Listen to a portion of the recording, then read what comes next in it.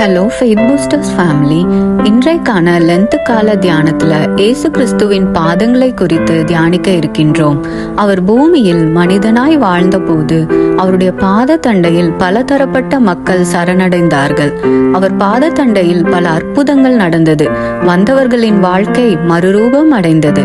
அத்தகைய நிகழ்வுகளையும் அவருடைய பாதத்தின் மகத்துவங்களையும் இப்போது பார்க்கலாம். முதலாவது, இயேசு கிறிஸ்துவின் பாதம் நோயாளிகளுக்கான மருத்துவமனையாக விளங்கியது.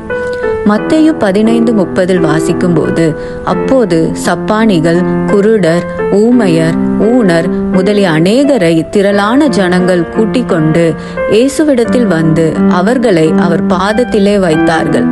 அவர்களை அவர் சொஸ்தப்படுத்தினார். மார்க்கு 5ஆம் அதிகாரத்துல ஜெப ஆலய தலைவர்களில் ஒருவனாகிய யவீரு என்பவன் இயேசுவை கண்டவுடன் அவர் பாதத்துல விழுந்து மரண படுக்கையில் இருக்கிற தன்னுடைய மகளை குணமாக்கும்படி அவரிடம் வேண்டிக் கொண்டான்.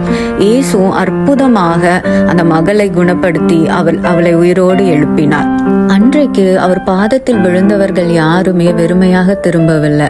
இன்றைக்கும் நம்ம எந்த விதமான வியாதியில அவஸ்தப்பட்டாலும் அவருடைய பாதத்துல வரும்போது அவர் குணமாக்க வல்லவராயிருக்கிறார். இரண்டாவது, இயேசுவின் பாதங்கள் மக்களை துயரத்தில் இருந்து விடுவிக்கும் வல்லமை கொண்டது. லூக்கா 8ஆம் அதிகாரத்துல பிசாசுகள் விட்டு போன மனுஷன் வஸ்திரம் தரித்து இயேசுவின் பாதத்தருகே உட்கார்ந்து புத்தி தெளிந்திருக்கிறதை கண்டு பயந்தார்கள்னு வாசிக்கிறோம். அதே மாதிரி மார்க்கு 7ஆம் அதிகாரத்துல அசுத்தாவி பிடித்திருந்த ஒரு சிறு பெண்ணின் தாய் இயேசுவை குறித்து கேள்விப்பட்டு அவர் பாதத்தில் விழுந்தார். இயேசு அந்த தாயின் ஜெபத்தை கேட்டு அந்த மகளை சொஸ்தமாக்கினார்.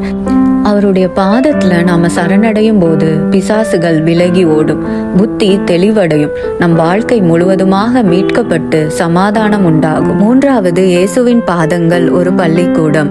லூக்கா 10ஆம் அதிகாரத்தில் லாசருவின் சகோதரியாகிய மரியாள் இயேசுவின் பாதத்தருகே உட்கார்ந்து அவருடைய வசனத்தை கேட்டுக்கொண்டிருந்தாள். அதனால் அவள் நல்ல பங்கை தெரிந்து கொண்டாள்னு வேதத்தில் வாசிக்கிறோம். தேவனுடைய வார்த்தையை கேட்பது விசுவாசத்தையும் ஆவிக்குரிய வளர்ச்சிக்கும் வழிவகுக்கிறது. அது நம்ம இருதயத்துல சந்தோஷமும் சமாதானத்தினாலும் நிரப்புகிறது. அவருடைய பாதம் என்பது உண்மையான ஞானம் கிடைக்கும் இடம். அவரது வார்த்தை வாழ்க்கையை மாற்றும். நான்காவதாக, இயேசுவின் பாத தண்டையில் நம் அழுகையும் களிப்பாக மாறும்.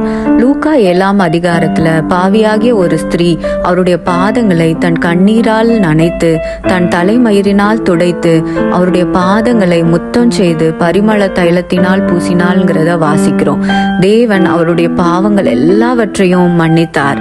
அதே போல் யோவான் 11ஆம் அதிகாரத்திலையும் லாசரு மரித்த போது அவன் சகோதரியாகிய மரியாள் இயேசுவின் பாத தண்டையில் விழுந்து அழுகிறார்.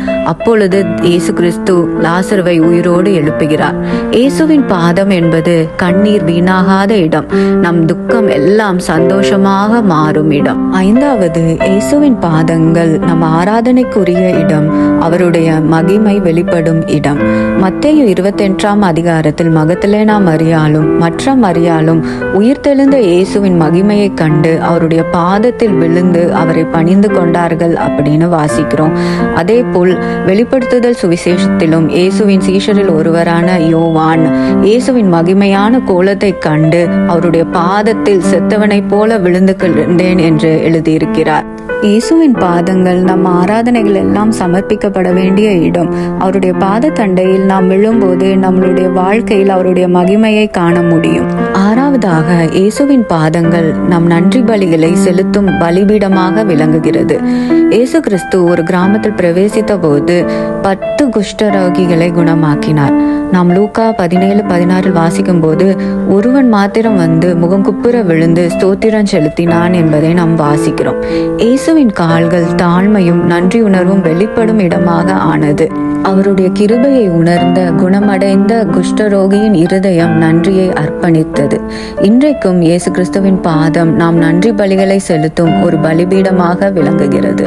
ஏழாவதாக, இயேசுவின் பாதங்கள் அதிகாரம் நிறைந்தது. 1 கொரிந்தியர் 15:27 சகலத்தையும் அவருடைய பாதத்திற்கு கீழ்ப்படுத்தினாரே என்பதை வாசிக்கிறோம். அதே போல் எபேசியர் 1ஆம் அதிகாரத்தில் எல்லா துரைத்தனத்துக்கும் அதிகாரத்துக்கும் வல்லமைக்கும் கர்த்தத்துவத்துக்கும் இம்மையில் மாத்திரமல்ல மறுமையிலும் பேர் பெற்றிருக்கும் எல்லா நாமத்திற்கும் மேலாய் அவர் உயர்ந்திருக்கத்தக்கதாக அவரை உன்னதங்களில் தம்முடைய வலது பாரிசத்தில் உட்காரும்படி செய்து எல்லாவற்றையும் அவருடைய பாதங்களுக்கு கீழ்ப்படுத்தினார் என்பதை நாம் வாசிக்கிறோம். உலகத்தில் உள்ளவைகள் அனைத்தும், அதாவது மனிதர்கள், தேசங்கள், அரசுகள், அதிகாரங்கள் மற்றும் வானத்தில் உள்ளவைகள் அனைத்தும், இருளின் சக்திகள், சத்ருவின் சேனைகள், பாதாளத்தில் உள்ளவைகள் எல்லாம் இயேசுவின் காலடியில். இவை அனைத்தும் இயேசுவின் இரண்டாம் வருகையின் போது எல்லோருக்கும் வெளியரங்கமாக புலப்படும். தேவனுக்கு சமமாக பிதாவின் வலது பாரிசத்தில் வீற்றிருக்கும் இயேசு கிறிஸ்து தம்மை தாமே தாழ்த்தி அடிமையின் ரூபம் எடுத்து மனுஷர் சாயலாக இவ்வுலகத்தில் வந்து பாவத்தில் அழியும் மக்களை மீட்டெடுத்தார்.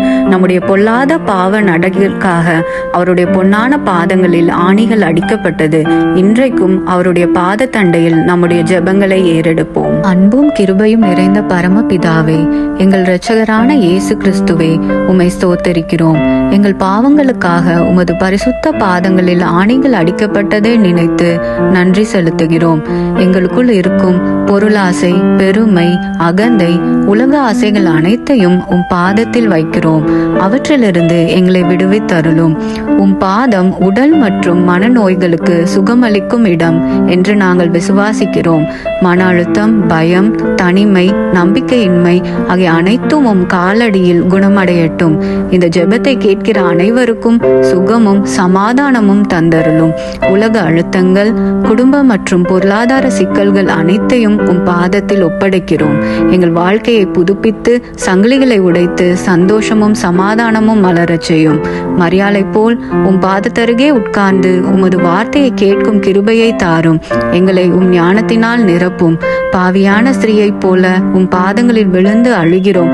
எங்கள் கண்ணீர் கவலைகளை எல்லாம் சந்தோஷமாக மாற்றும். எங்கள் பாதைகளை சமாதான மார்க்கத்தில் நடத்தும். பாவியின் மரணத்தை விரும்பாத நல்ல தகப்பனே, எங்கள் வாழ்க்கையை உம்முடைய இரட்சிப்பின் வாசனையால் நிரப்பும். இயேசு கிறிஸ்துவின் நாமத்தில் ஜெபிக்கிறோம் பிதாவே, ஆமேன்.